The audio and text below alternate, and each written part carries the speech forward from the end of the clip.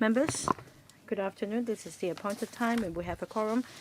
May I welcome members to our meeting. This is the panel on environmental affairs and the Secretary will be giving us a briefing. We have only one item, that is briefing by the Secretary for Environment and Ecology on the Chief Executive 2022 Policy Address. Let's invite the administration to come in, and meanwhile, members, please press button if you wish to speak.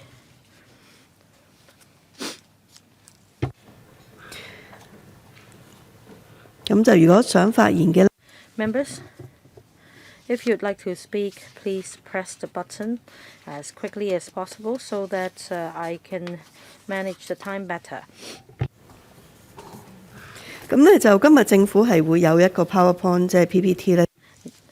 The administration will be briefing us with the aid of a PowerPoint and a PPT file already forwarded was already forwarded to members last Friday.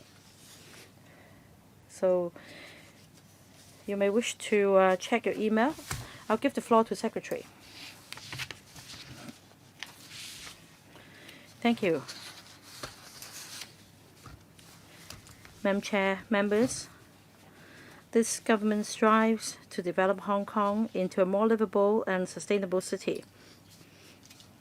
There are a number of areas highlighted in this year's policy address relating to environmental protection, such as improving the environment, striving towards carbon neutrality, conserving the nature, and streamlining the EIA procedures. We need to focus on solving people's livelihood issues, so improving the environment will be one major initiative. Since the commissioning of the Harbour Area Treatment Scheme, the water quality of Victoria Harbour has markedly improved. However, aging and misconnected sewers have caused odor nuisance to some seafront neighbourhoods. The government will tackle the problem at source by tracing and rectifying sewer misconnections. Our target is to reduce by half the pollution loading at stormwater outfalls in areas with serious odor nuisance problems such as Tsuen Wan, Sham Shui Po, and Kowloon City, and we believe that this will significantly improve the odor situation, and at the same time, a series of odor mitigating measures will be put in place, including replacing and rehabilitating underground sewers, intercepting pollutants from being discharged into the harbour, desilting public sewage, and applying malodor control hydrogel, as well as carrying out dredging when necessary.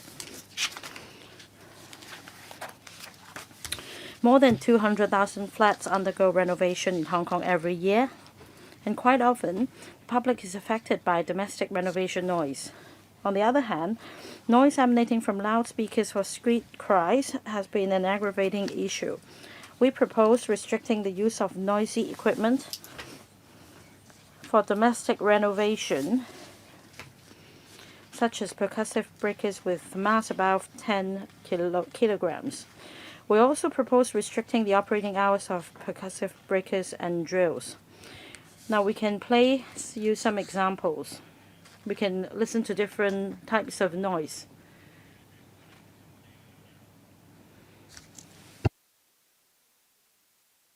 Well, this has become noise itself. A technical glitch.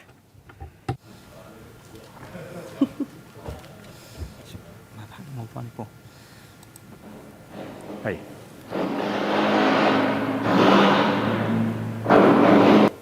但係呢個咧係傳統咧嚇，即係。That's the traditional method of breaking down walls. We suggest this new technology.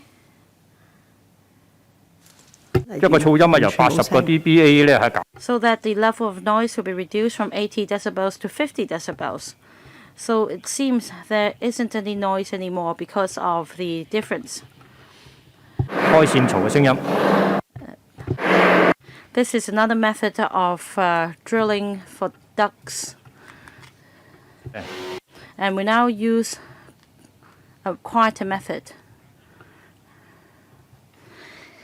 As you can see, apparently, the level of noise will be different. So we propose restricting the use of noisy equipment as well as restricting the operating hours. We believe this will help reduce the nuisance caused by domestic renovation. Noise from street cries, again, I'm sure members are familiar with it.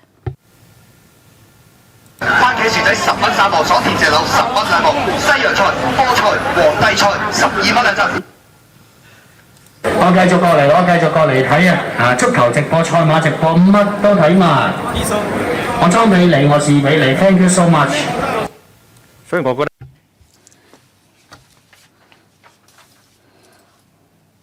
We propose to ban the use of loudspeakers for street paddling. We don't find it necessary.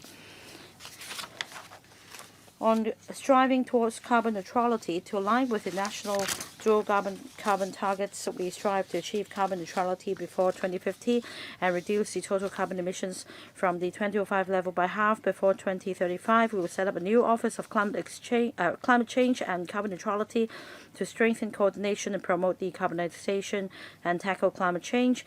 The Council for Carbon Neutrality and Sustainable Development will be reorganized to become the new council to offer advice on decarbonization strategies. Power generation is a major source of carbon emission in Hong Kong, around 60%, followed by transportation 20% and waste 9%. Hence our four major decarbonization strategies, that is net zero electricity generation, energy saving, green buildings, green transport and waste reduction. We'll phase out coal in the local fuel mix for electricity generation by 2035 latest. We'll also increase renewable energy sources in the fuel mix to 7.5 to 10%. We'll also grasp the opportunities brought by low carbon transformation of our country, the development of the Greater Bay Area to strengthen regional cooperation and develop a diversified and low-carbon fuel mix. Buildings account for about 90% of Hong Kong's total electricity consumption. To lead by example, the government will strive to improve the overall energy performance of government buildings and infrastructure by more than 6% by 2024-25. We'll regularly review the mandatory energy efficiency labelling scheme. In particular, we tabled into the Council on the 19th of October an amendment bill to include 3 more household appliances, namely LED lamps, gas cookers and gas instantaneous water heaters in the scope of legislation, thereby increasing the total coverage of energy consumption in the residential sector by the scheme from about 50% to about 80%. We'll also accelerate the incorporation of district cooling systems in new development areas. On green transport, the policy address illustrates the government's determination in expediting the low-carbon transformation in the transport sector, including commencement of the trial of hydrogen fuel cell electric double-deckers and heavy vehicles next year, and provides 7,000 additional parking spaces with EV chargers in new government buildings in or before 2025. We'll put at least 180 electric commercial vehicles under trial in the next few years, with a view to announcing a roadmap for the promotion of electric public transport and commercial vehicles by 2025. We'll also formulate the long-term strategies for the application of hydrogen energy in road transport in the same year. We'll also introduce around 700 electric buses and about 3,000 electric taxis by the end of 2027. On regional collaboration, to strengthen collaboration among Guangdong, Hong Kong and Macau in combating climate change, as well as joint prevention and control of air pollution in the Greater Bay Area, the government is preparing to set up a super site for Greater Bay Area Air Quality Laboratory and Meteorology Monitoring in Hong Kong. This super site will house state-of-the-art monitoring equipment, which will provide regional air pollution and meteorological monitoring and forecasting services, as well as foster academic exchanges with the mainland and groom research talents. On waste reduction and recycling, we will make an all-out effort to promote waste reduction, waste separation and recycling in the community in order to achieve the target of zero landfill. Apart from preparing for municipal solid waste charging scheme next year, we will also roll out some initiatives. 1. Expediting the regulation of disposable plastic tableware and other plastic products. Last week, we consulted the EA panel on the bill. We expect to table the bill into LegCo early next year for implementation in phases starting the end of next year. And second, initiating a study on the legislative framework requiring property management companies and owners organizations of major housing estates and single block buildings with relatively large number of flats to separately collect common types of recyclables and pass them to downstream recyclers for proper processing. We have begun the trial scheme on food waste collection and public housing estates at the end of this month. At first phase, that covers about 30 PRH blocks. Smart bins will be installed for food waste collection. The smart bins are equipped with overfill prevention and odor abatement devices to maintain environmental hygiene.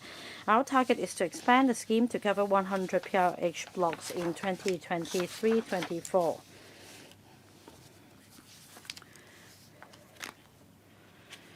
We will also develop modern waste-to-energy incinerators. To achieve the vision of moving away from the reliance on landfills for municipal solid waste disposal by around 2035, we're building the first modern waste-to-energy incinerator, that is iPark 1, adjacent to Shek Kwu Chau at full speed, to be commissioned in 2025. The investigation and design study of the second waste-to-energy incinerator, iPark 2, to be built in Zhangzhou Ash Lagoons, Tuen Mun, is expected to begin at the end of this year. We'll explore developing more similar modern waste-to-energy incinerators in the northern metropolis, including the third one, iPark 3, to tie in with the future urban development of Hong Kong. On nature conservation, we'll implement a new proactive conservation policy. The government will explore the implementation of a new proactive conservation policy under the framework of the Northern Metropolis Development Strategy. A wetland conservation park system will be developed in phases to enhance the quality of habitats and biodiversity of these areas, with a view to increasing the environmental capacity for the development of the Northern Metropolis while meeting both conservation and development needs at the same time. The AFCD is conducting a strategic feasibility study for completion by the end of 2023, the soonest. Also, about 500 hectares of land in Robin's Nest will be designated as the 25th country park in Hong Kong in 2024, which will echo with the Shenzhen Wutong Mountain Scenic Area to create a cross-border ecological corridor between Hong Kong and Shenzhen. We'll also streamline the environmental impact assessment process. As I mentioned, we are conducting a review on the optimizing the EIA ordinance process, which includes amending the relevant technical memorandum, updating the list of designated projects, developing a centralized environmental database. It is anticipated that the EIA processing time can be trimmed down from 36 to 48 months to 18 to 24 months. We'll complete the review by the end of this year and report back to the Council. That will include outcome of the review and our recommendations. We implore members to continue to support our work. We'll be happy to take questions from members. Thank you. Thank you, Secretary. 10 members have pressed button. Dr. Loy Kwok, Andrew Lam, Chen Xiu-hong, Michael Tian, Frankie Yik, Tony Check, Kwok Wai Keung, Chu Kwok Kwang, Vincent Chang, as well as myself. I'll give each member 4 minutes, questions and answers included. We start with Dr. Loy Kwok. Thank you, Madam Chair. When it comes to the policy objectives and the targets to be met by the Bureau, I think the priority, of course, is carbon neutrality. The Hong Kong SAR government will strive to achieve carbon neutrality before 2050.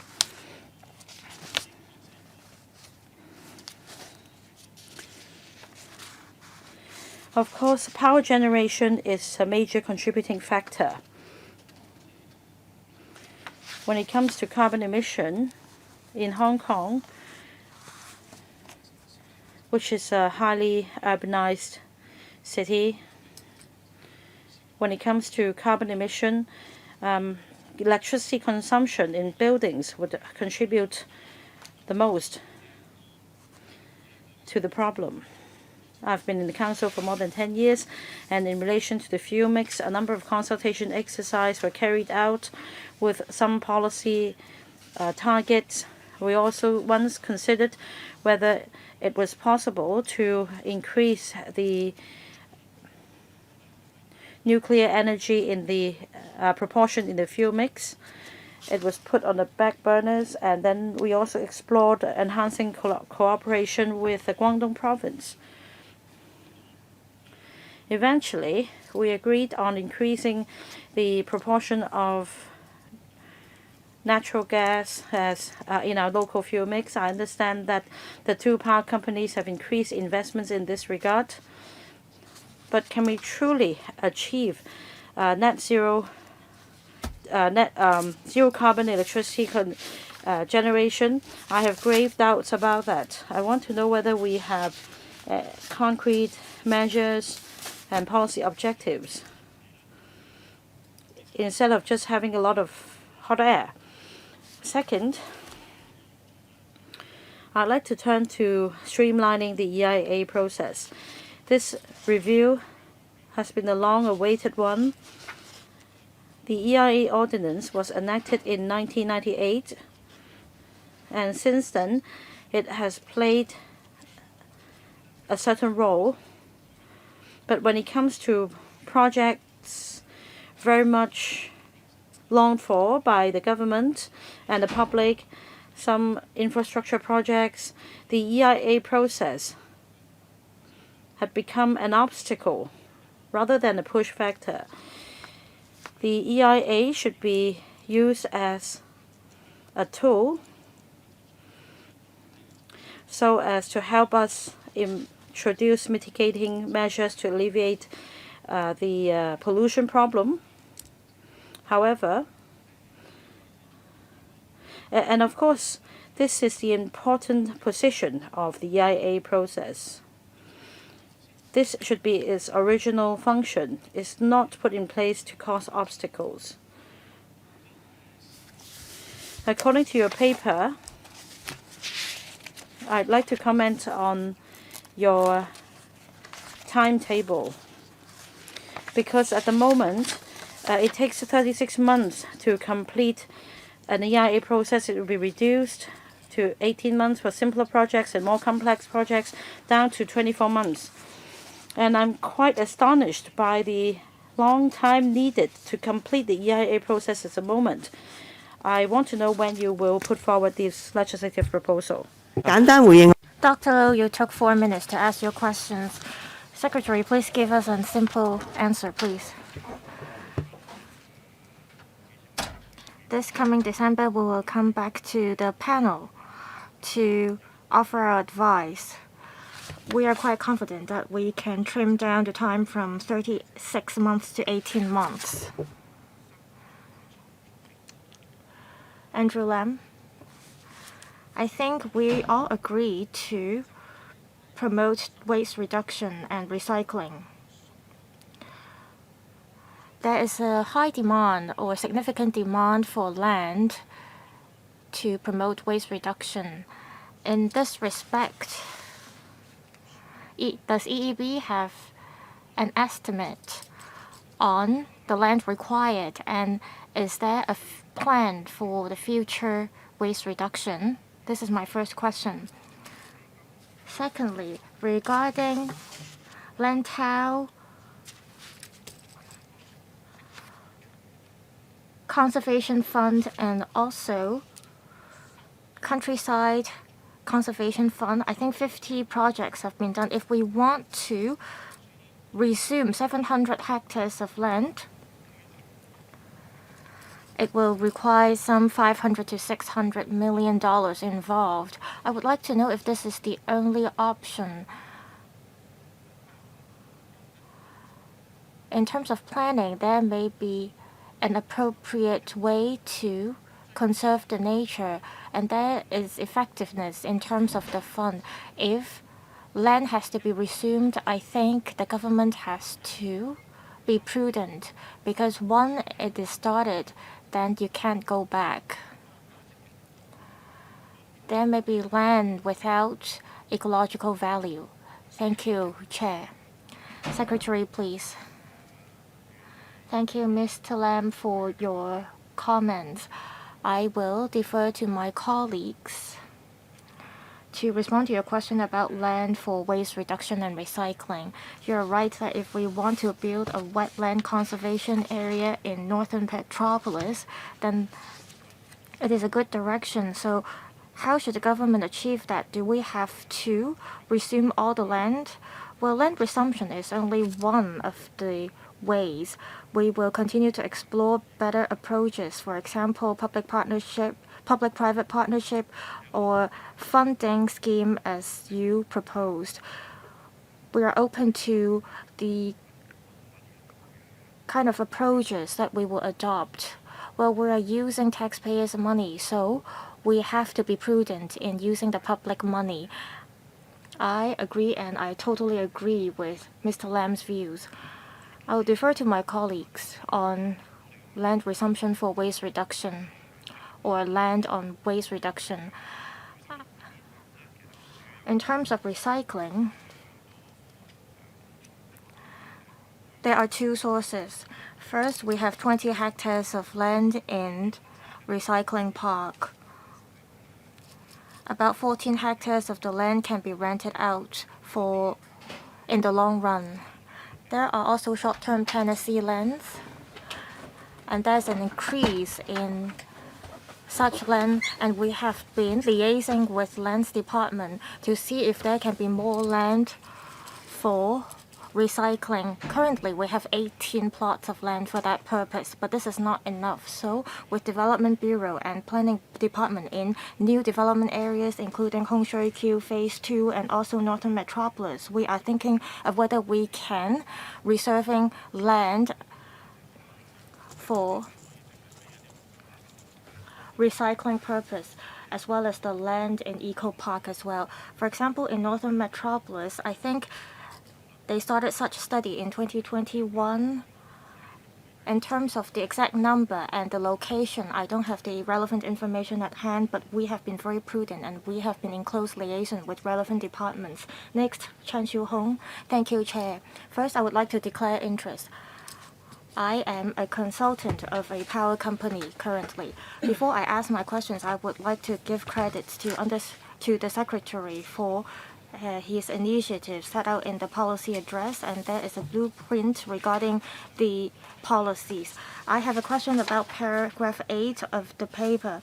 It says that the government will use low carbon transformation and also change the local fuel mix for electricity generation, and it will grasp the opportunities brought by low carbon transformation of our country and the development of the Guangdong, Hong Kong, Macau Greater Bay Area. As we know, in Guangdong, they do not have enough low carbon energy. They have to expand the generation and from different provinces import energy sources, and also there has to be an increase in supply from Hong Kong regarding zero carbon energy, and they have to formulate framework and have various discussions on such goal. I would like to ask Secretary, how do you have been progressing with such discussion? Another thing is that I have not seen any mentioning of the retired batteries of e-vehicles.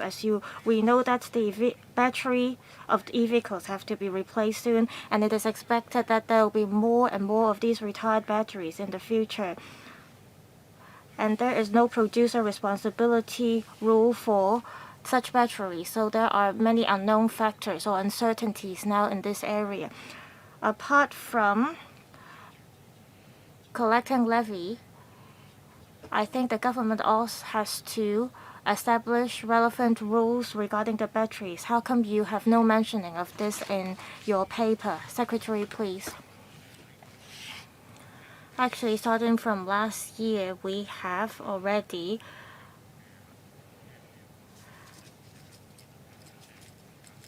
set up a producer responsibility mechanism for retired batteries. So this is not a new initiative. That's why we did not include this in our paper. We have actually decided that this will be part of our work in the coming years. As for our cooperation with the mainland authorities regarding regional collaboration so that there will be more zero carbon energy supplied to Hong Kong, this is included in our policy papers. With national energy Bureau, we have already initiated discussions and we have presented our plans in Hong Kong and the local situations to the relevant mainland authorities, and they are considering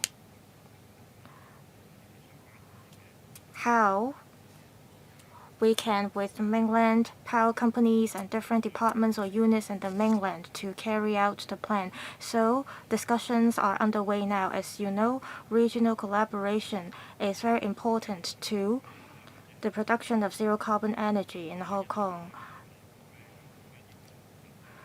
We have to consider whether Hong Kong and its neighboring cities can set up renewable energy plants, for example, wind power, and also whether we can initiate projects with other parties. We believe that in the near future, when there are plans finalized, then we can share it with the panel. Would there be collection of or recycling of retired batteries? Well, when we implement the producer responsibility mechanism, there has to be a licensing mechanism or scheme to process the batteries from the downstream industry. So it will be implemented in the form of a scheme. Next, Michael Tin. Renovation noises is one of the biggest disturbances faced by residents every day, especially in large-scale housing estates. There are many renovation projects being carried out. I thought that it is a problem that is hard to be solved. Well, now the government just now you have played some video clips regarding noises from domestic renovation. Well, are you asking people to use the equipment as shown in the video? Well, weeks ago, there are also daytime renovation projects carried out in the Ledgeco. Did the administration also use such quiet renovation technique? Was it applied in the Ledgeco projects? This is my first question.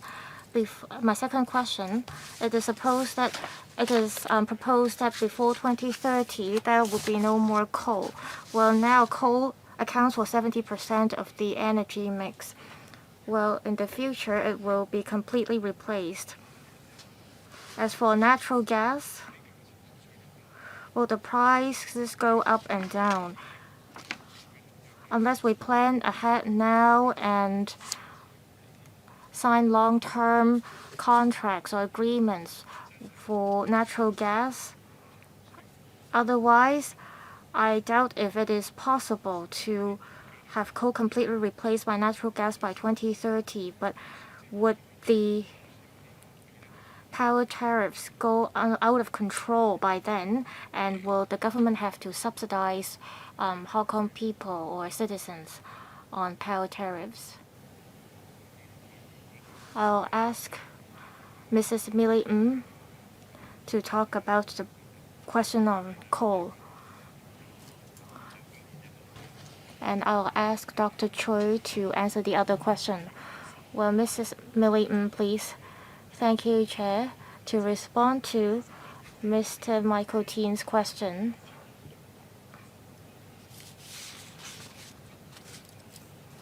the entire power policy has taken into consideration various factors, including the supply stability and also the affordability and also prices, etc. When we plan the local fuel mix, we take into consideration these 4 areas. I think to reduce coal, it will help achieve low carbon transformation, and it is hoped that by 2035 we will have coal completely replaced by other energy source. Well, there are other factors now affecting the increase in price. In the long run, if we have more of other energy sources, be it renewable energy sources or nuclear energy, for example, we are also trying out hydrogen power.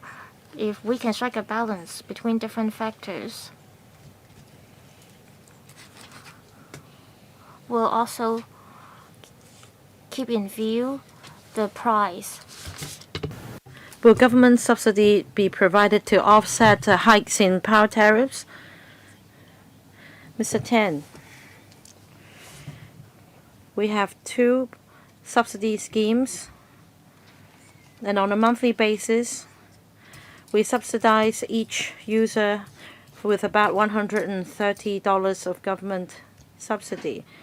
And these 2 schemes will be in place until next year, and by then a review will be conducted. Well, your time is up. Please wait for another round. Mr. Frankie Yick. Thank you, Chair. I have 5 questions. I'll be very brief. Paragraph 6. First of all, you talked about new renovation equipment. Then according to your paper, in the third quarter of 2022, 850 professionals from property management sector have been reached out. My question is, why property management sector? In fact, unless there is legislation put in place, you should first train the contractors and the construction staff instead of professionals from property management sector. Paragraph 11, my second question, you are going to try out at least 180 electric commercial vehicles in the next few years. What electric commercial vehicles are you talking about? The tonnage, please. And then third question, in the annex, assistance will be given to the franchise bus companies to replace the old diesel buses with electric buses. Will subsidies be provided, and how much? And also the green fund, the new energy fund will be introduced to help the replacement of buses and taxis with e-buses and taxis. Well, I've been told recently that the taxi owners have a really difficult time. Even after increase in taxi fares, they cannot afford new e-taxis. Is there a scheme to help them? The fifth question is about EV chargers at residential estates. It's hugely popular. Is there a chance to increase the quotas, please? 5 questions, Secretary. Just very quickly on EV chargers, we're not going to increase the quota, so please join the subsidy scheme as quickly as possible if you're interested. On the property management sector, I'll defer to my colleague and then to take the question, and then Dr. Leung can take the other question. Dr. Choi. On education, we seek to inform property management companies of the permitted works so that their subcontractors will be able to use the equipment. And we also lend them the equipment for use for free. And on renovation, we also brief the Construction Industry Council. In fact, we have prepared publicity materials. And recently, on 2 occasions, we demonstrated the use of the equipment and show them how within a short period of time they'll be able to complete the work. So not just property management staff, but also subcontractors. Yes, well, it may be too general to put it as property management sector. Yes, we also tell the security guards the same. Dr. Leung, about 180 electric commercial vehicles. We're talking about the 3.5 tons, tonnage 3.5 tons or above. For smaller vehicles, a lot of trials have been conducted. On this occasion, we would like to try out heavier vehicles. And there are many available models imported into Hong Kong. Third question is related to buses. Yes, assistance to franchise bus companies. Basically, the buses will have to be retrofitted with EV chargers and also EV chargers to be installed at bus depots. And we're discussing with the Lands Department on modifying the land premium to make sure they have sufficient EV chargers. As for e-taxis, the price of an e-taxi is actually lower than an LPG taxi. So in terms of this affordability, it should not be an issue. And we also provide subsidy to the taxi trade. Basically, the subsidy rate is close to 50%. So any interested taxi owners should come and join the trial. Next, Mr. Tony Jie. Thank you, Madam Chair. We need to protect and improve the environment. We need to reduce the use of energy and reduce waste. The government has made a lot of effort, and I appreciate that. Still, we're not doing it quick enough. This may be due to many reasons. Anyway, paragraph 9. On page 3, buildings account for about 90% of Hong Kong's total electricity consumption, and over 60% of our carbon emissions are attributable to generating electricity for our buildings. The government will lead by example. I understand performance indicators have been set for government buildings. But what about existing residential buildings? Not a lot has been done, I suppose. Of course, Chair, we talked about smart electric meters, and that the tariff can be designed so that different rates can be charged during different periods of time.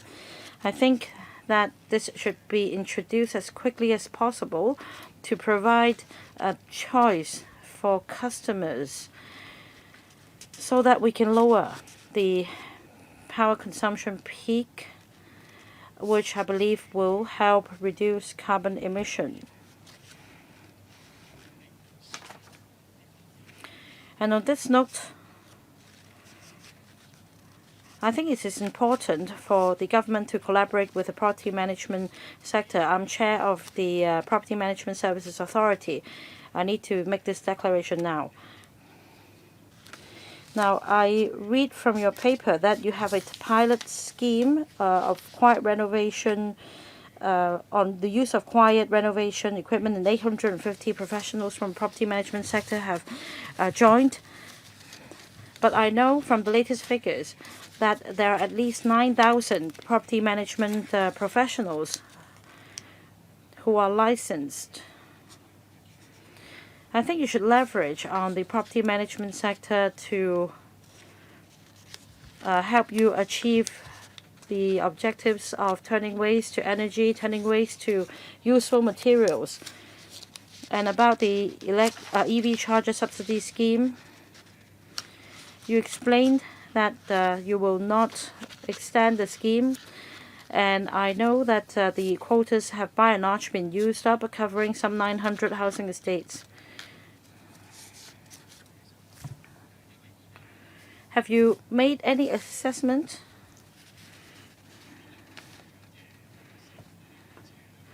in relation to new vehicles? Well, we have basically one e-vehicle per every 2 newly registered vehicles. So my question is, will there be sufficient EV chargers? Secretary. I thank Mr. Tony Jie for helping the government in terms of reaching out to the property management sector. Indeed, in terms of saving energy and waste reduction, the property management sector plays an important role. For example, they should be familiarized with the use of quiet renovation equipment and the period of time permitted. And of course, we will reach out to the construction sector as well as the property management sector. About the EV charger scheme, starting from 2011, we require EV chargers to be installed in newly built residential buildings, and over half of buildings have been equipped with EV chargers. Our next step is to impose a fee on the use of EV chargers in government buildings. Since we have gauged the market and understand there is a demand, our next step is that we will continue to improve EV chargers and the technology, and that we will have the market is ready. Next, Mr. Kwok Wai Keung. In terms of the use of percussive breakers in domestic renovation, you propose using quieter equipment to do the same job. I think that you will win the heart of the people. But the question is whether this will cause cost to be jacked up, and whether newer professional qualifications will be required of our workers. Another point, the government will advance the introduction of a ban on disposable plastic tableware. We support this initiative, but I'm concerned about a number of things. First, we may say we want to go plastic free, but we're talking about some 200 tons of plastic tableware generated every day. While plastic bags, the daily tonnage is 800. Even if you increase the levy to $1 by the end of this year, when you envisage a drop in the use of plastic bags, by next year the municipal solid waste charging scheme will be put in place, and people will be required to buy plastic bags, and by then I suppose the disposal rate will go up again. So how do you go genuinely plastic free? And starting from this year, 3 years down the road, are you going to conduct a comprehensive review on the implementation of the $1 plastic shopping bag levy? And your next step, Secretary.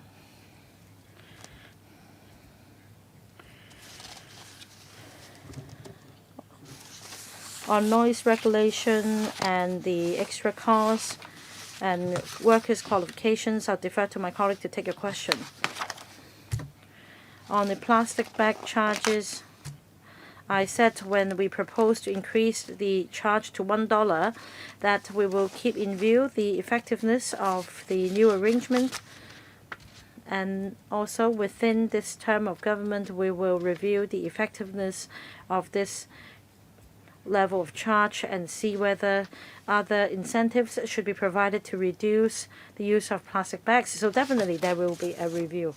On renovation noise, Dr. Choi will take the question. Thank you, Chair. At the moment, workers would usually use one percussive breaker, that's a handheld breaker, to complete the whole process. It's convenient for them. But in future, we may require the use of different equipment, such as the one shown for opening ducts or the hydraulic drill, instead of just one handheld device. So this, the equipment will have to be provided by the contractor, and not by individual workers. Say for the duct opening device, each equipment costs about $1,000 to $1,500, and for the hydraulic grip, some $30,000 to $50,000. It's a one-off purchase as far as the equipment is concerned. As far as workers are concerned, they only need to undergo basic training. Additional costs, as I explained just now,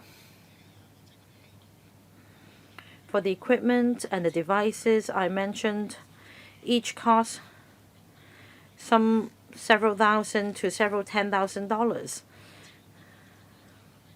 At the outset, this may entail some extra costs, but the service life of the equipment could be as long as 10 years.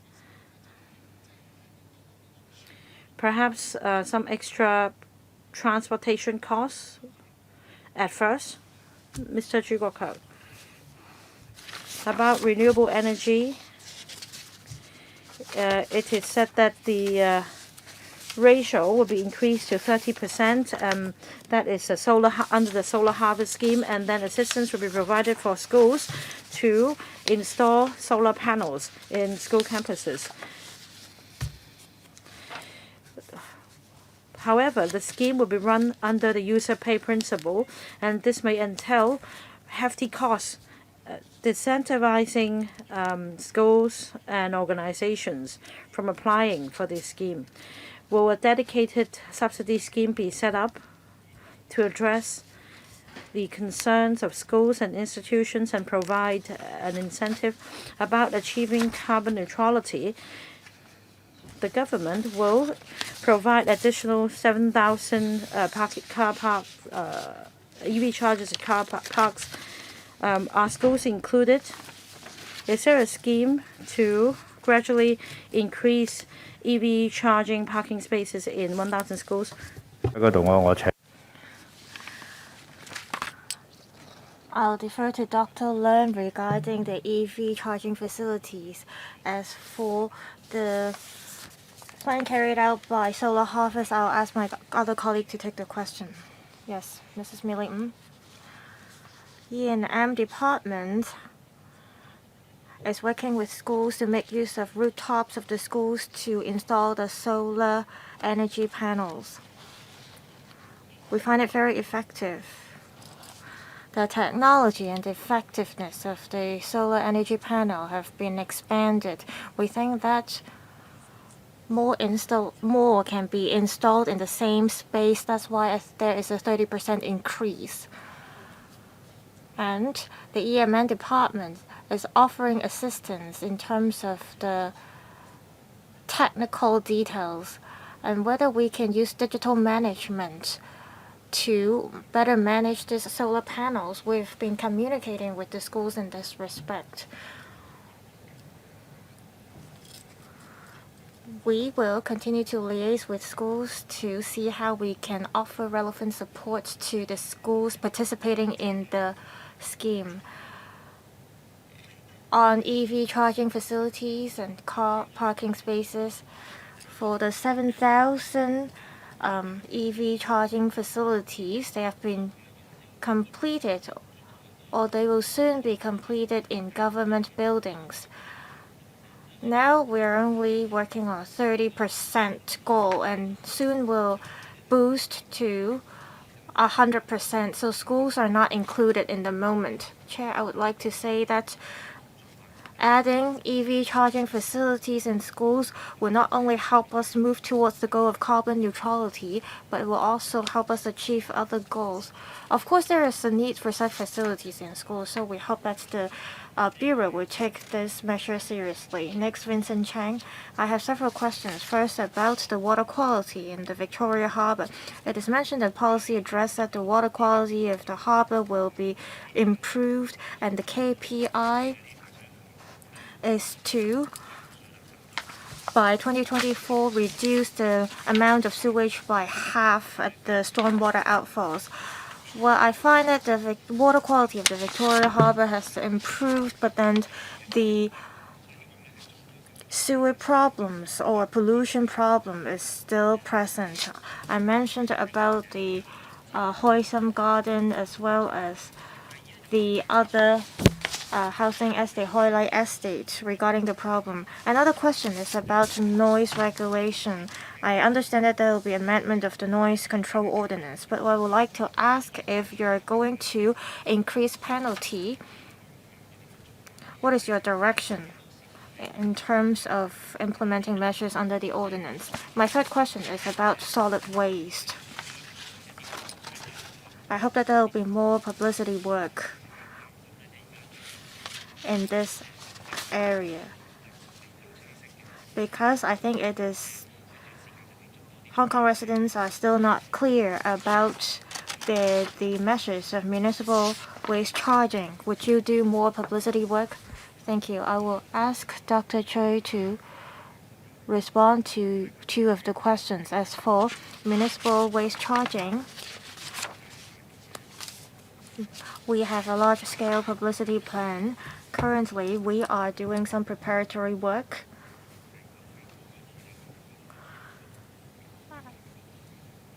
and we will focus our promotion work in the initial phase of implementation of the municipal waste charging scheme. I'll ask Dr. Choi to take the 2 other questions. Dr. Choi, please. Thank you, Chair.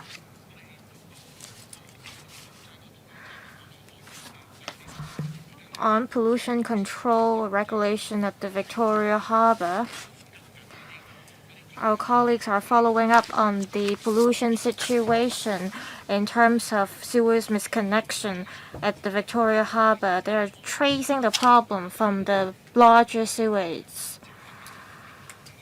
And you may see that in some more densely populated areas, our colleagues are working to trace the pollution sources at the sewers. Well, we're not focusing on just 3 districts. We are looking at the overall condition of the water quality of Victoria Harbour, tracing the pollution problem at different sewers. But we are focusing more on our resources on the 3 districts mentioned. And we are following our schedule on the interceptions. It is planned that by 2028 we will be able to carry out the dry flow measures. But I don't have more detailed information at hand. As for renovation noise problem, we will carry out prosecution. Of course, we will consult LegCo and the sector first. Well, what we're thinking of is that first, for piling works or drilling works, for equipment over 10 tons, they will not be allowed. Then that would significantly reduce noise nuisance. However, a lot of the renovation work will still require the use of such equipment. So they'll have to carry out the specific work within a certain time frame, for example, within 3 to 5 days. And after the specified period, they will not be allowed to use the same equipment again. And after that specified period, they'll have to use a proposed quiet renovation equipment. So they will have to do all the noisy renovation work in the initial phase of the project. And also for drilling works, our thought is that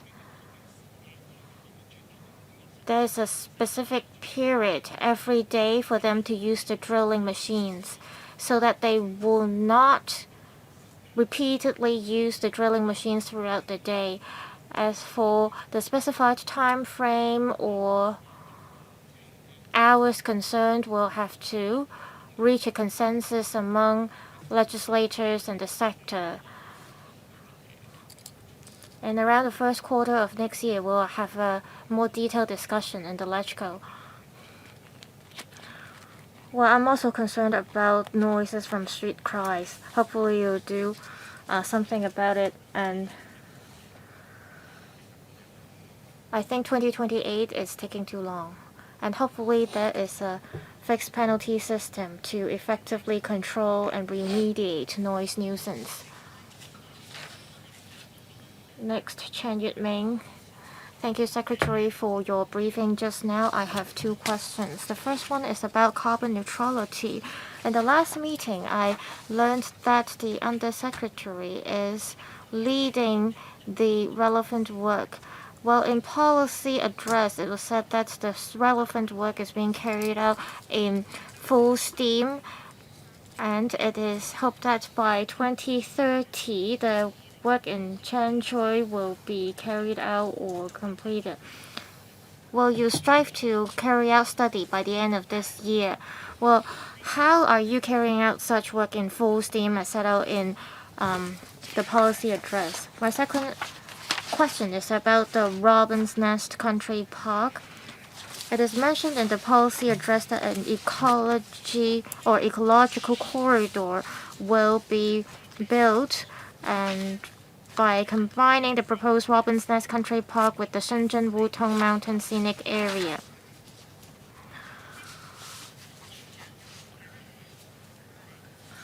Well, I hope that Secretary can pay a visit to Robin's Nest to get a feel of how the cross-border ecological corridor can be built. Well, now the phase 2 work has been carried out since the 90s. Thank you, Secretary. Well, I will defer to the Secretary to answer your question about the progress of the work at Robin's Nest Country Park. Well, we are designating Robin's Nest as the 25th country park in Hong Kong. We're hoping to have the park echo with the Shenzhen Wutong Mountain Scenic Area. I understand that Ms. Chen is concerned about the landfill area in the northern part. Our target is that by 2035 we will stop all the landfill sites, and we also hope to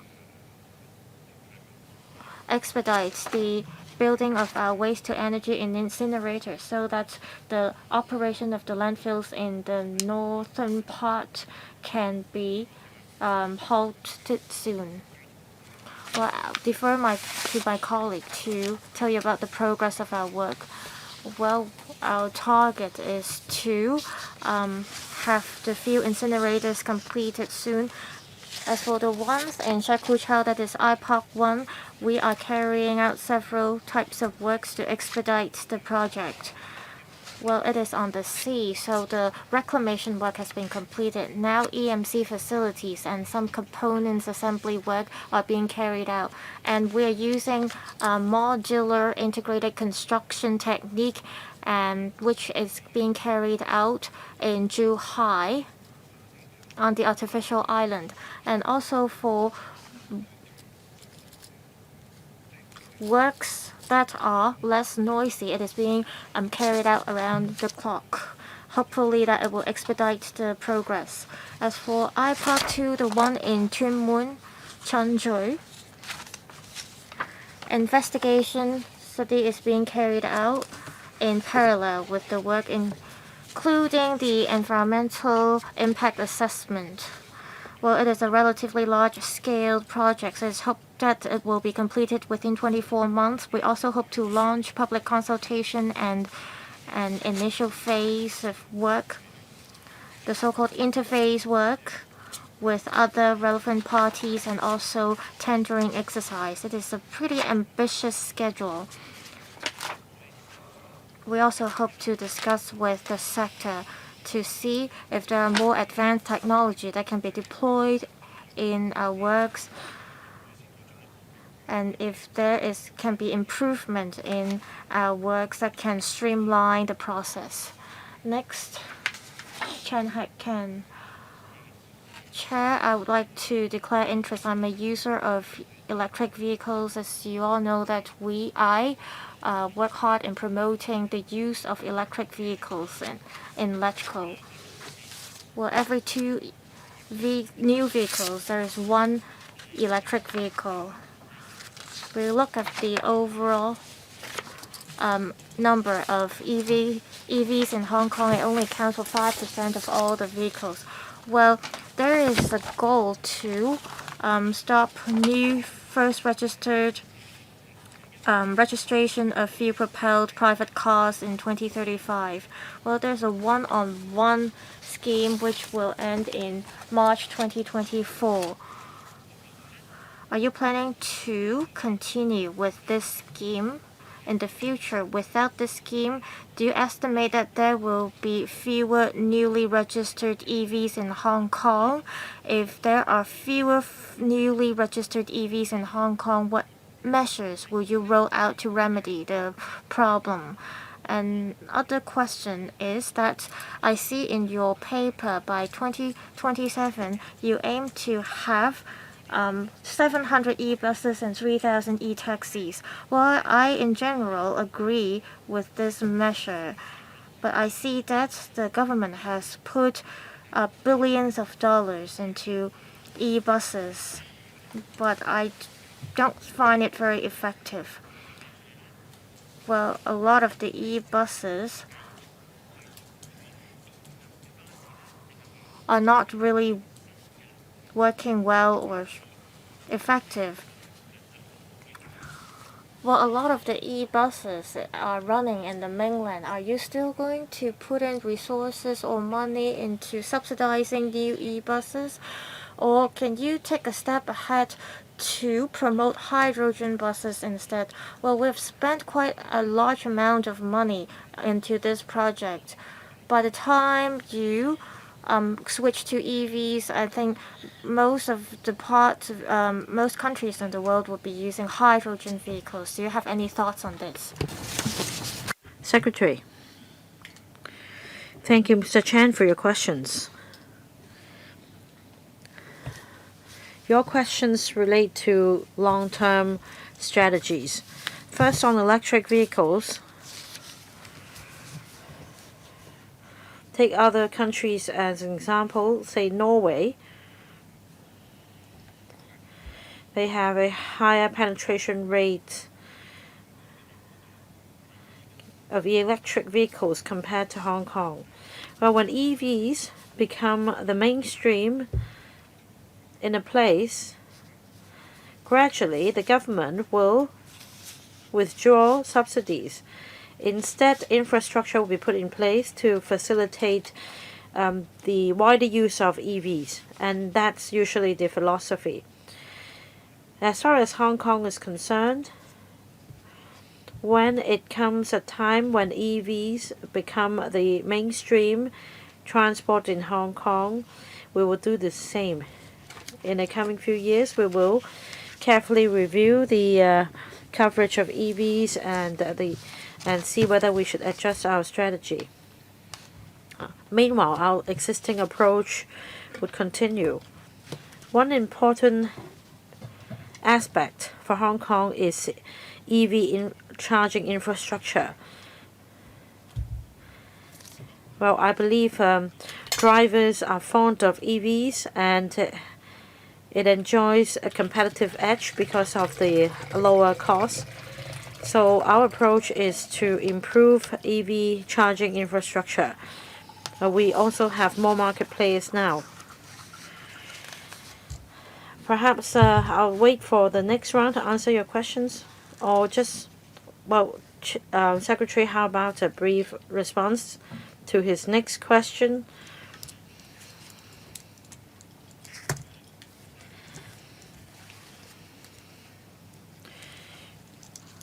Well, we tried supercapacitor buses. That was the mainstream 10 years ago because of the technology used at the time. But with advancements in the battery technologies nowadays, in Shenzhen, e-buses are now widely put to use, and we're not too concerned about the technological aspect of e-buses. The franchise bus companies are also very interested, and they have ordered some e-buses tailor-made for Hong Kong's terrain, and we're not very concerned about its usage. And I agree with you that the next technology coming up is hydrogen buses. We will conduct trials to see which technology is better and better suited to Hong Kong's situation, especially since Hong Kong is crowded with uneven terrain. To a certain extent, according to the franchise bus companies, definitely e-buses can be deployed in Hong Kong. It's a question of the extent of deployment. So definitely e-buses will be running in Hong Kong, and bus companies have plans to procure more e-buses. Next, Mr. Stephen Ho. First of all, I welcome the Secretary. I welcome the Secretary's new plan on developing the agriculture and fisheries industry. Now, on EIA procedures,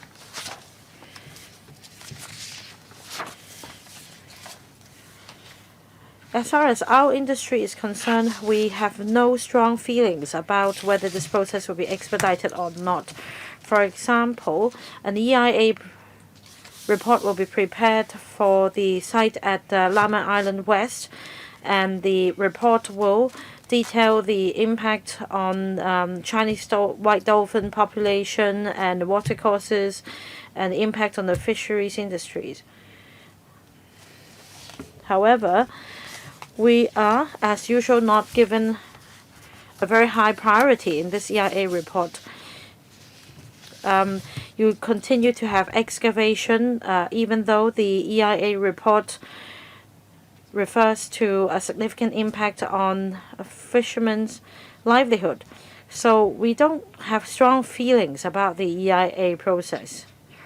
Rather, I want to know whether more elements were included in the impact assessment itself.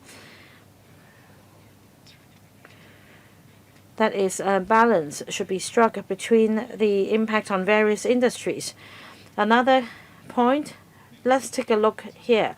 This is a Maipo Nature Conservation Area.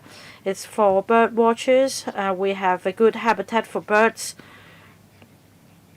But in fact, this picture shows the story of a fisherman calling for assistance because birds would feed on the fish there, and they just come in rounds and they come repeatedly. So I want to know who is in charge of management of the conservation area, because for green groups, they only have eyes on the migrating birds. They totally neglect the industry's interests. So my question is whether you will allow fishermen to have a say in conservation zones and hence balance the industry's development as well as conservation. Okay. Thank you for your question, Mr. Ho. On nature conservation and how a balance should be struck with agricultural and fisheries development, indeed, much should be done to find that balance. And as mentioned in the policy address, a wetland conservation park system will be built in the northern metropolis. And as I said a number of times, there will be a study site for the fisheries industry, and that we can also allow development on a commercial basis. Now, to answer your question on how we collaborate with the fishermen in designing and operating the park system, we'll definitely carry out a detailed study. We've yet to make a decision at this stage, but we welcome views and discussions, and we are fully aware of the fact that a balance should be struck between nature conservation as well as agriculture and fisheries development, and we need to have extensive participation.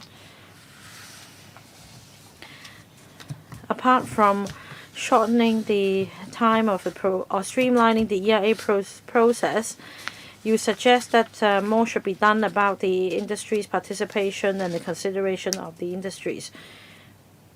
Now, of course, the EIA report is all about laying out objective facts.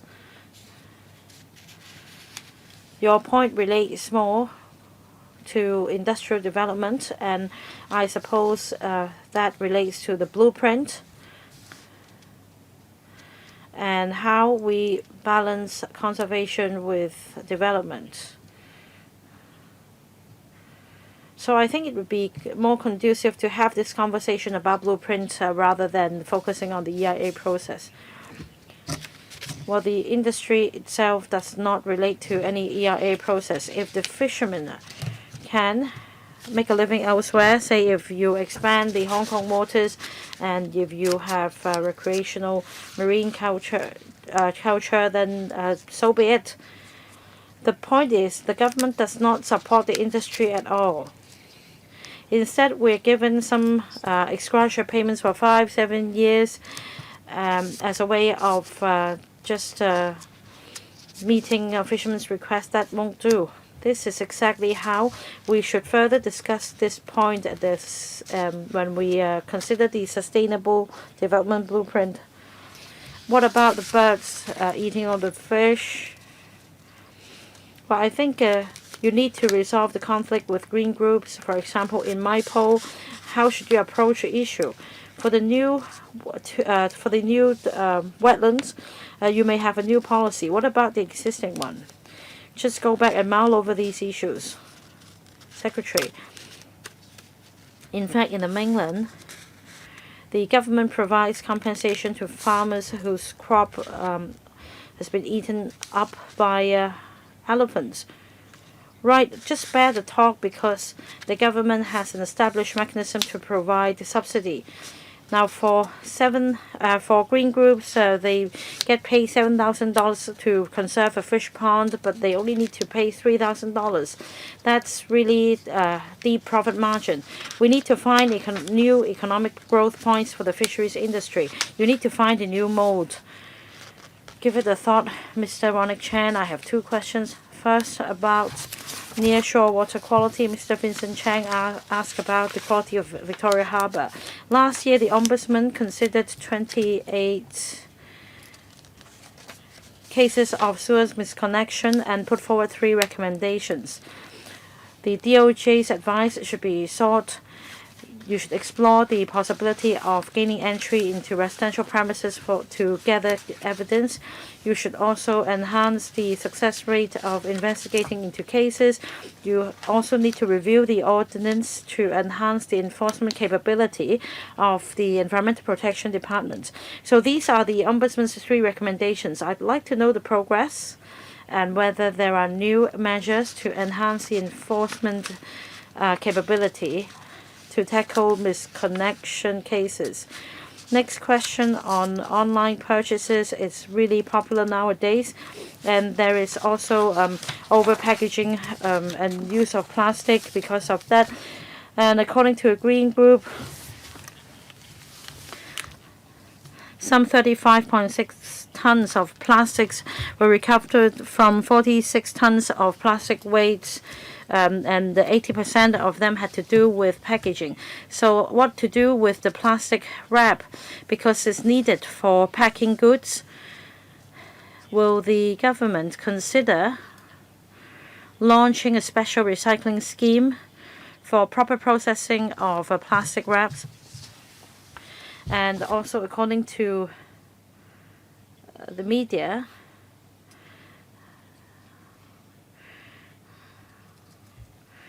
well, members of the public don't know that in fact you can recycle not only plastic beverage bottles but also other plastic packaging materials at the community green stations. Will the government step up publicity in this regard? First, about misconnected sewers and the enforcement issue, and whether we have any measure to step up enforcement action. I'll defer to my colleague to take this question. And about the plastic films recycling, I'll defer to Mr. Look. Thank you.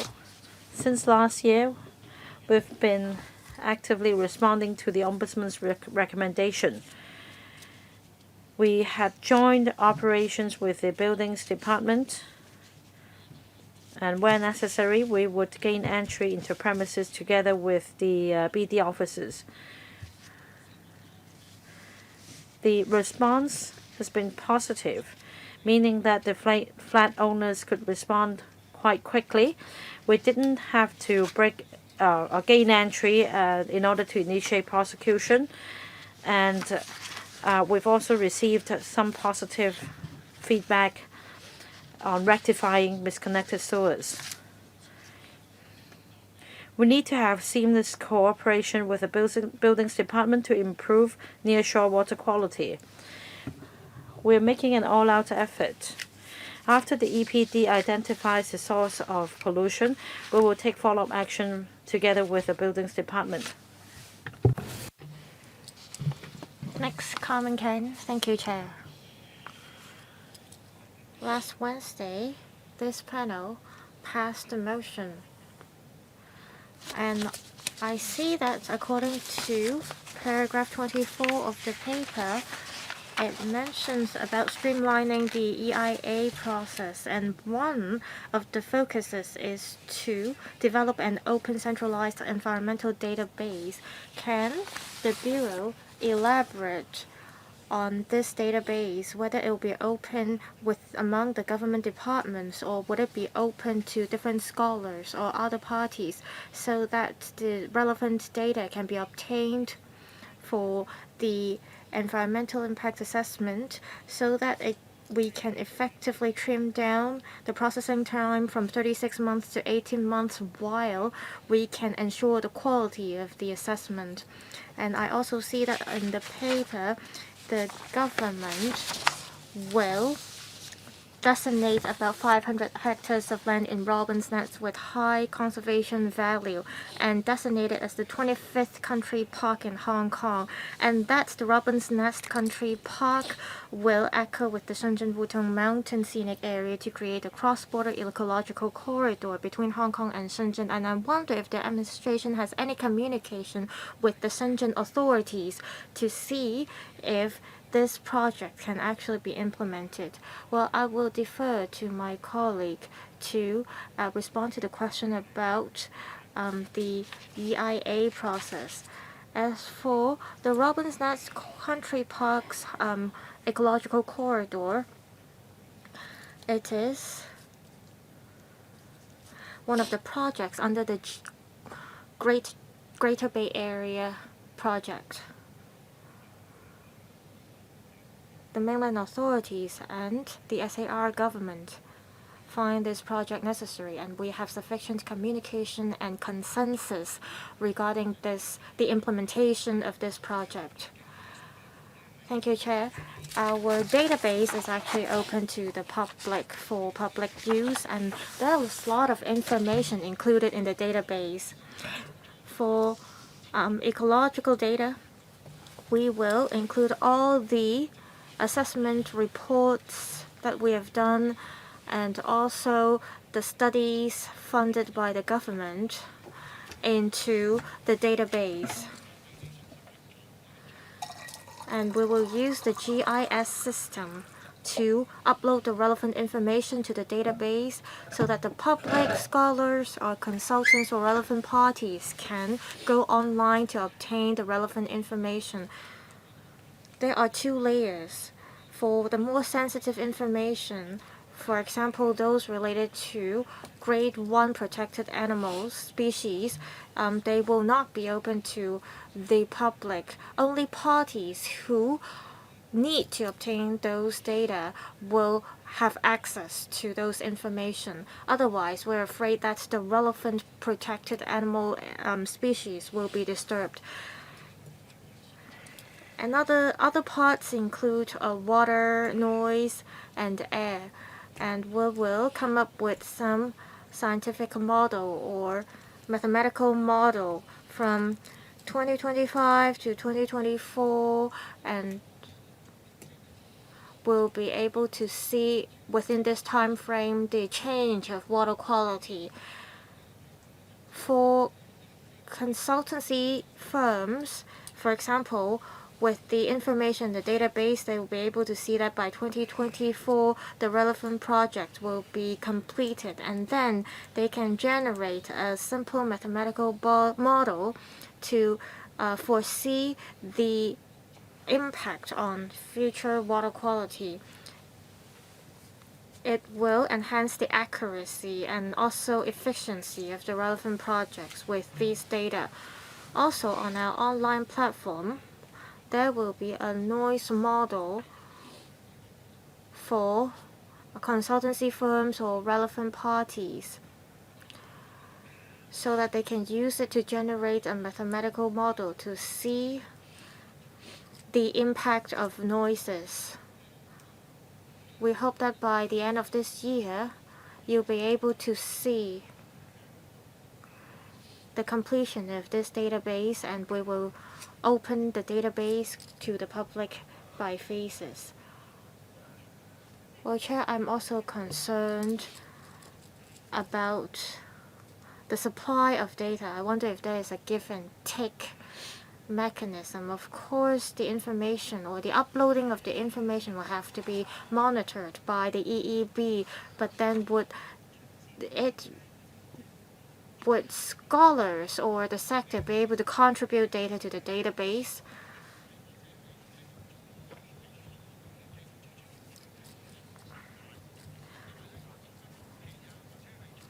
For noise or air pollution studies, it is safer for us to supply the information. But for ecological impact, a lot of times it is the university staff or scholars who conduct the studies, and they can contribute the information to the database, but then the AFCD colleagues or our colleagues will have to do a screening to see if the information is accurate before it is uploaded to the database.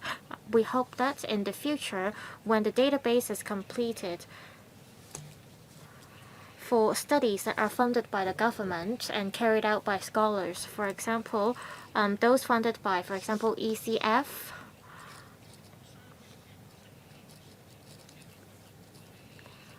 we hope that the same kind of model can be followed or complied with when it is uploaded to the database, so that we don't have to enter all the data from scratch, because it's quite time consuming for our colleagues to enter the data and check if the data input is correct. That's why it's been taking us about half a year to import all the data into the system. Well, first of all, for the completed EIA findings and also for the studies carried out by scholars or even by the public, we cannot simply accept it. We have to go through a vetting process before we accept it. So there are different sources of these data that can be contributed to the database. Next, Dr. Stephen Wong. Thank you, Chair. Well, policy address stresses the establishment of infrastructure and sets out a number of transport infrastructure projects. Well, infrastructure includes road projects as well as drainage projects and waste handling. My question is about enhancing speed and quality for drainage or sewerage projects. Some of the projects or sewerage projects in the new territories have been carried out in a relatively slow pace. For example, the water treatment facilities got the approval by the planning department, or the town planning board, but then it will only be finished by 2032. And also, over the past 14 years, the amount of time for converting land to be readily to be developed will be compressed to 7 years. My other question is about enhancing quality. Policy address mentions that 70,000 units or 30,000 simplified housing units can be provided. Well, with all these housing policies that will be implemented, I wonder if there is relevant mentioning of enhancing speed and quality for sewerage projects. Well, thank you, member, for your question. In the past, development and environment are under two different bureaus.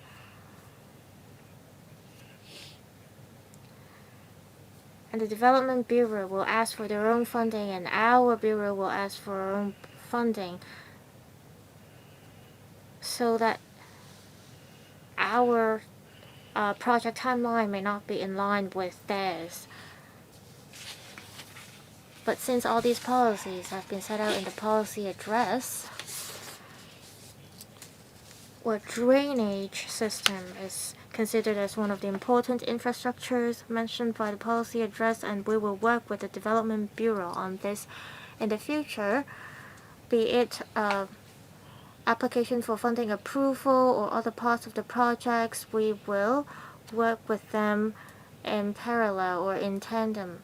If we want to enhance speed, then we work with them to do that. Well, in terms of enhancing quality, since we can do the planning together, then we can have consistencies in our implementation of the project.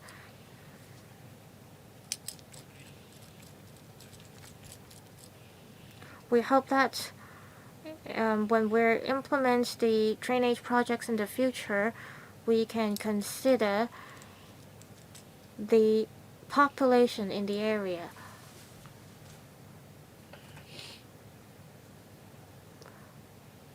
To make our projects more flexible,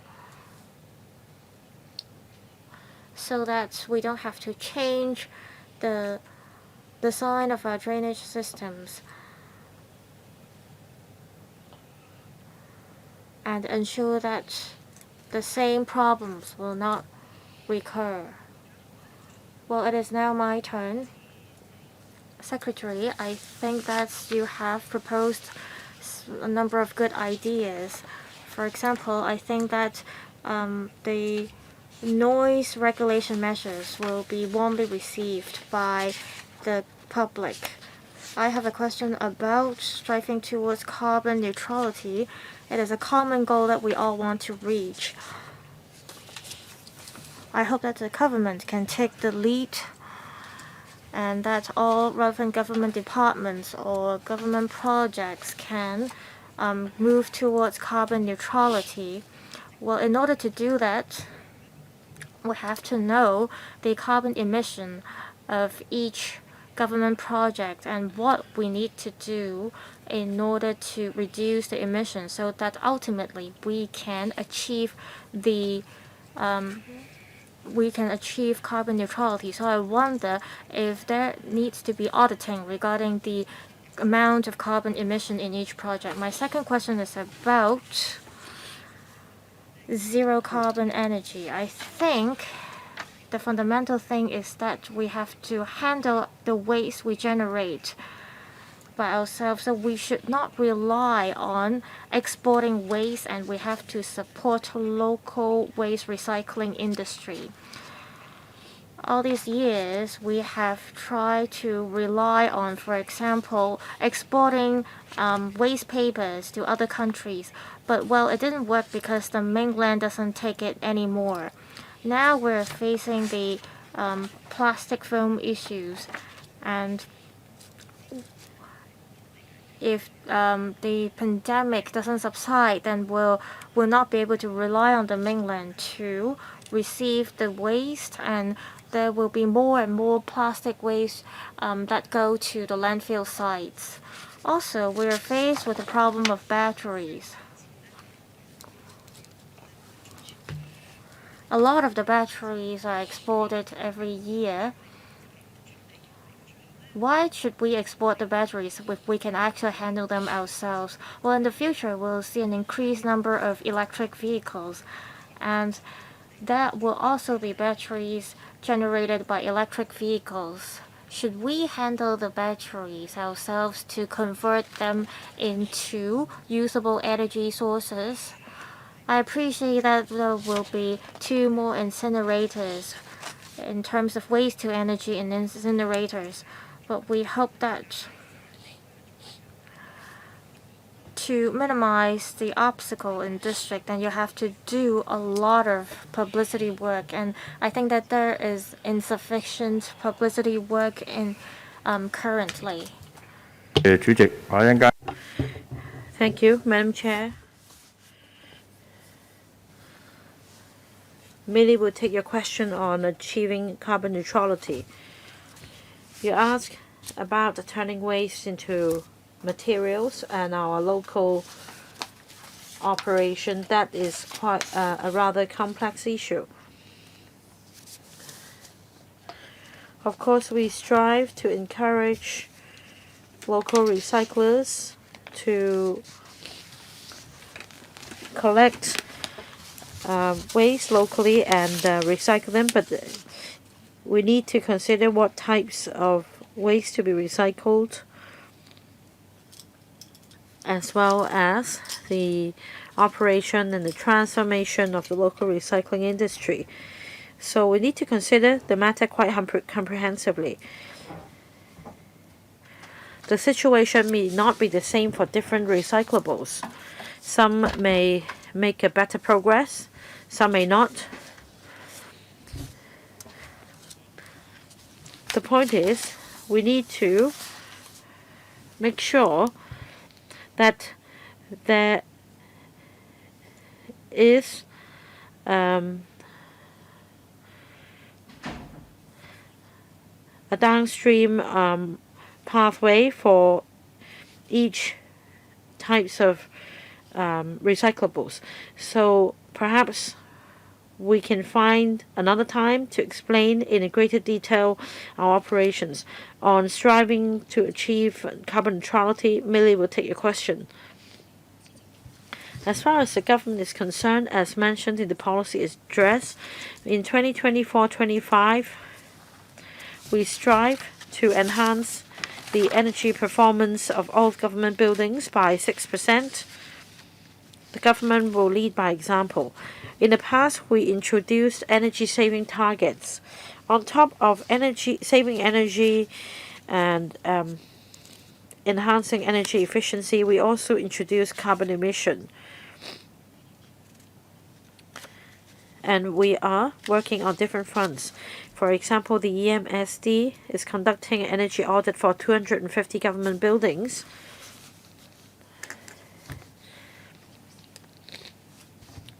And these buildings will be required to implement further measures to enhance energy efficiency. We also need to explore other matters with the Development Bureau. For example, as far as public works are concerned, they are required to enhance carbon emission reduction and energy efficiency further. So I agree that we will need to further explore this issue. Secretary, about local waste and the treatment of local waste, I think the overarching principle is responsibility, because for waste batteries, if we just export the batteries, we will continue to cause pollution without knowing how they are dealt with. We need to be responsible to the earth. And on carbon auditing, our concern is that perhaps your Bureau and the EMSD are striving to achieve carbon neutrality, but you may not have the concerted efforts from other government departments. Under the Smart Government Initiative, all government departments are subject to an audit on the use of technology. Why can't you introduce the same for carbon auditing to help these departments achieve carbon neutrality? Madam Chair, you mentioned export of waste. Well, under the Basel Convention, waste cannot be exported casually. Let me take waste batteries as an example. In Hong Kong, it's a controlled substance,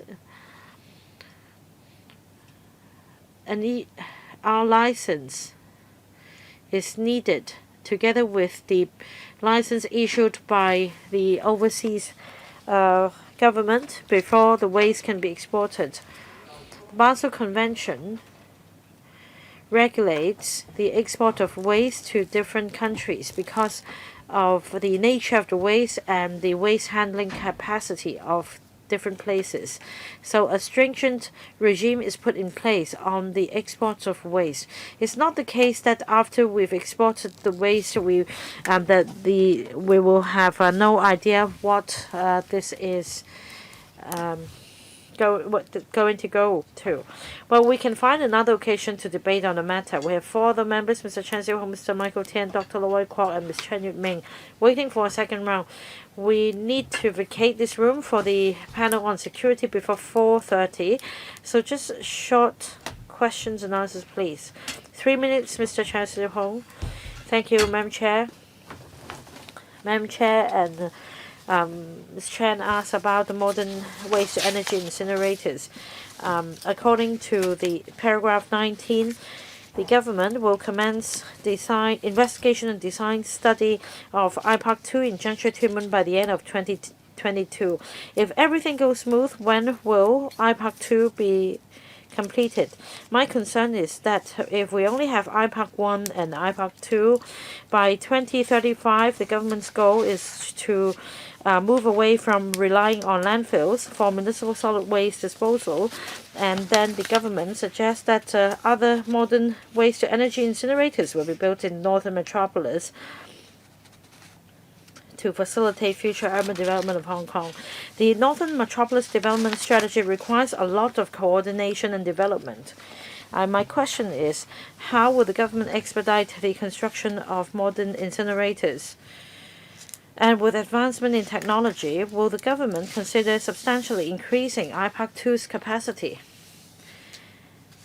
Secretary, I thank Mr. Chan for his questions. Deputy Director will answer this question relating to his portfolio. Thank you, Mr. Chan, for your questions. First, on IPAC 2, we mentioned early this year that works will commence, and since then we've been making an all-out effort, and that is why we're going to proceed with the study by the end of this year. We need to go through steps such as consultation, EIA process, and we are synchronizing these steps. And we also discuss with professionals whether it is possible to expedite the procedure. For example, we can start tendering by 2025 after completing the EIA process. But I am not giving you a concrete timetable today. I said early 2030, but we are discussing with the sector to see whether we can deploy technology to speed up the process. Apart from MIC, we could perhaps use other digitized technology to speed things up. And we can also, and we are also exploring ways to incentivize the industry to expedite the process. There may be technologies we are not familiar with. IPAC 1, for IPAC 1, a big company, the mainland, is in charge of the project. We really want to come up with a shorter timetable. Our target at the moment is early 2023. And I agree with Mr. Chan that for IPAC 1, IPAC 2, we're talking about 7,000 tons of daily capacity, and that is why, according to the policy address, we need to find another site for the third incinerator, and we're working full steam. We are putting heads together with the Development Bureau so that works can commence as quickly as possible once a site has been identified. Still, we need to consider the site features, the location, whether site formation is needed, and whether other major infrastructure is needed. What about IPAC 2? Will the government consider increasing the capacity of IPAC 2 in its study? Because this is a rather premier location. In January, we announced that the handling capacity would be 4,000. Now it exceeds 4,000 tons. According to our study goal, we want to reach 5,000. To play safe, it will be 4,000, but we will further optimize the use of the site and increase the capacity to 5,000. Next, Mr. Michael Tian is not here, so Dr. Loy Kwok, Madam Chair. I have a question on net zero electricity generation. I want to have a timetable. The Secretary has yet to answer me. When it comes to emission, it is common knowledge that we seek to reduce carbon emission in the process of generating power. So it's not just talk. I want to have a timetable. I want to have a roadmap. And whether you have any plan with the two power companies in order to achieve net zero electricity generation. Secretary, do you have any concrete timetable you can tell us today? By net zero electricity generation, we mean that by 2050, we should reach a target. But another midterm target is that by 2035, we should reduce the carbon emission level by half comparing to the 2005 level. So is it possible to cut it by half by 2035? That depends on our strategy. Basically, we adopt the following strategies.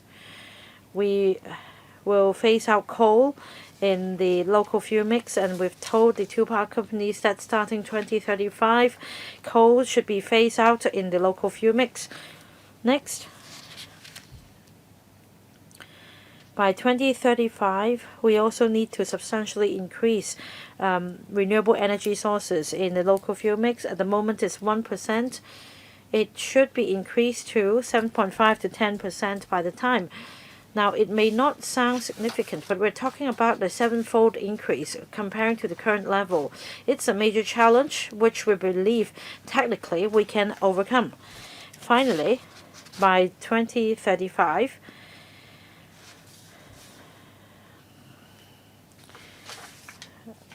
we also need to consider low carbon fuel supply in the region.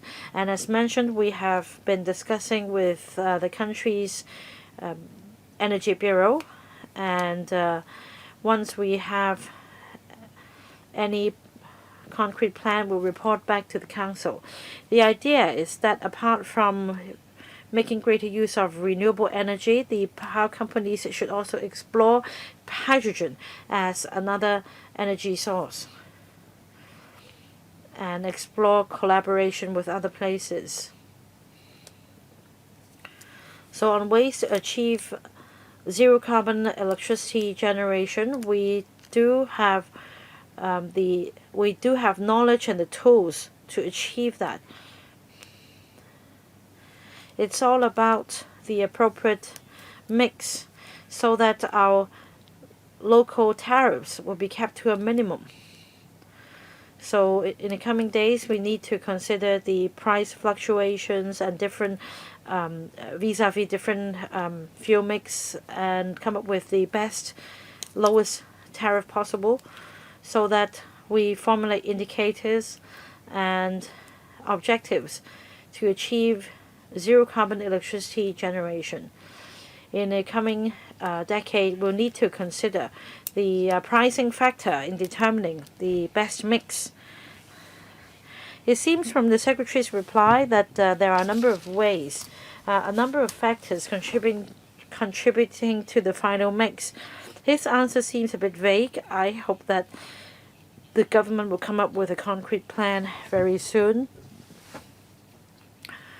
so that we can ultimately achieve net zero electricity generation. Ms. Chan Yut-ming. I want to follow up on my second question. The Secretary did not answer my question. To build a cross-border ecological corridor between Robin's Nest Country Park and Shenzhen Wutong Mountain Scenic Area, I strongly support the initiative. We need to integrate into the country's development plan and better integrate with Shenzhen. I want to know whether the Secretary will call a halt to expansion of Phase 2 of the landfill to stop polluting the environment. I know that Phase 1 still has a capacity to run for 3 to 5 years, and there are medium to long-term plans to mitigate the impact, and there are also other initiatives to enhance efficiency, to build modern incinerators, etc. I just don't want another incinerator to be built at the same location in Northeast NT. Deputy Director will brief you on the nitty-gritty of the plan. Thank you.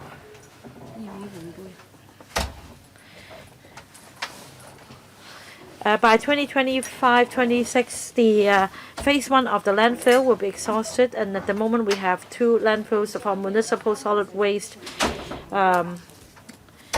with a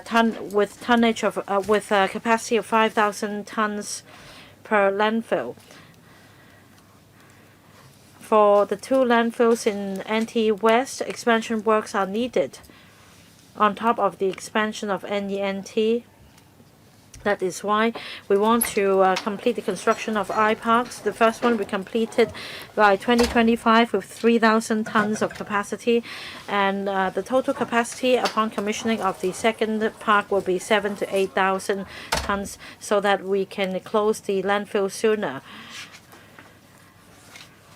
Meanwhile, however, we do not have another end-of-stream waste disposal facility in Hong Kong, and for municipal solid waste, it's not possible to export them. Next, Dr. Dennis Lam. Thank you, Chair. Thank you, Secretary. I support the advancement of the first phase of regulation of disposable tableware to reduce the source of waste. I understand that currently there are some environmentally friendly plastic tableware in the market, but it is not suitable for example, hot soup or takeout orders. And this may enhance the difficulties for the government to step up the regulation. What solutions does the government have? For non-plastic alternatives, how does the government prevent, for example, non-plastic alternatives with a waterproof plastic coating, which may not comply with the requirements of the law and prevent us from achieving the plastic-free goal? So perhaps there should be regulation of the materials of non-plastic alternatives. Also, are there measures to encourage the private sector to offer more non-plastic alternatives? Thank you, Dr. Lam. I'll ask Deputy Director to respond to your questions, but I will give some simple questions regarding non-plastic alternatives. We think that they are effective because for plastic products, they will stay in the environment for many years, up to 100 years, and they will degrade into microplastic. And it is found that 80% of the microplastics will stay in our body, and there is an international convention that hopefully can phase out the use of plastics. But of course, non-plastic alternatives is an important consideration in our progress of achieving plastic-free goal. Deputy Director, please. Thank you, Chair. You asked 3 questions regarding regulation of disposable tableware. There are 2 phases. During the first phase, we're going to prohibit the use of disposable plastic tableware, and there are non-plastic alternatives for spoon and forks, etc. We understand that there are hardly any full, completely non-plastic alternatives. We hope that by the end of next year we'll be able to achieve our goal. We don't have a specific timetable for phase 2, but our target is 2025, but it will depend on how popular the non-plastic alternatives are. Another question is about plastic film or non-plastic alternatives that have plastic coating. So they will not be included as permissible alternatives. Also, we don't want to recycle or receive non-plastic alternatives that are problematic. Also, in terms of Green Tech Fund,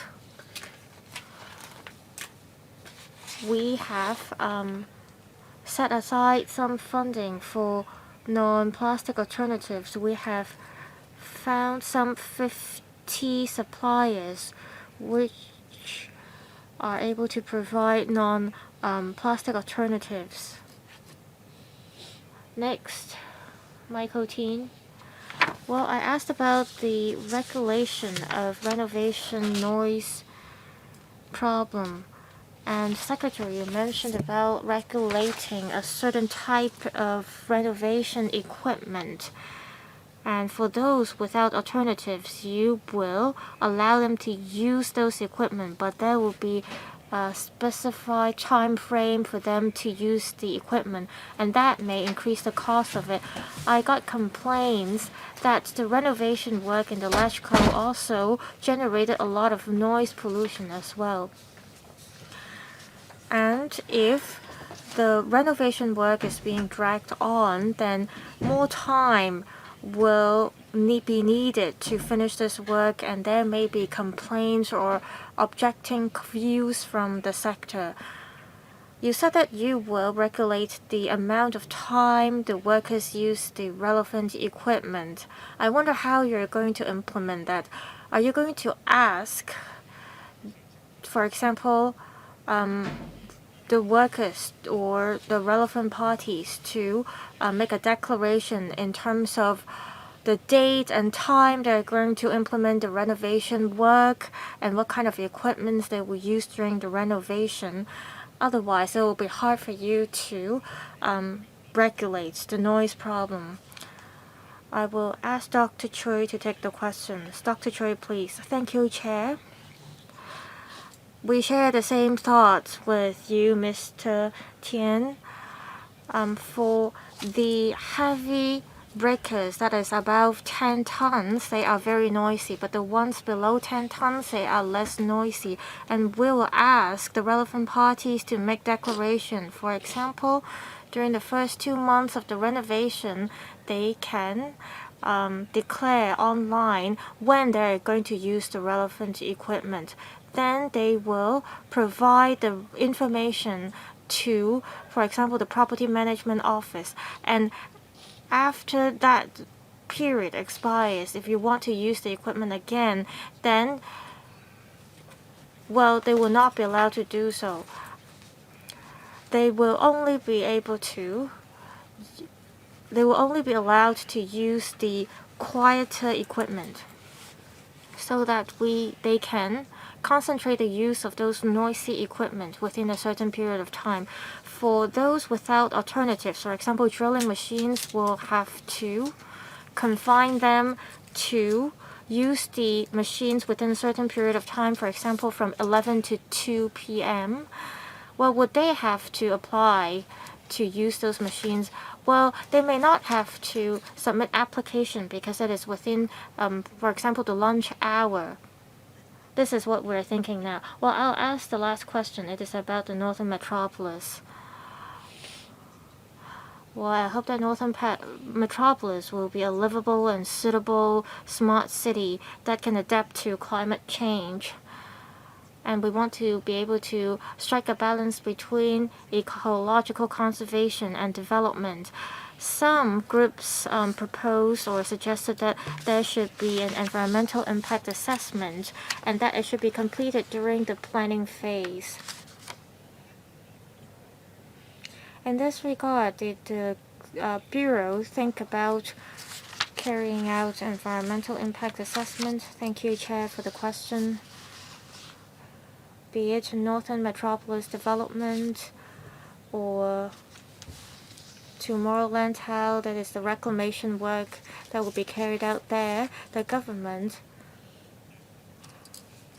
aims to develop these areas into low carbon areas, and that's the idea of smart city will be incorporated into the projects. Well, now CEDD will incorporate these targets into their planning. As for Environmental Protection Department or EEB, we will see what kind of comments or suggestions we can contribute to the planning stage of the projects. We hope that it will become a green and smart area. If members or perhaps chair, you have any ideas, please let us know.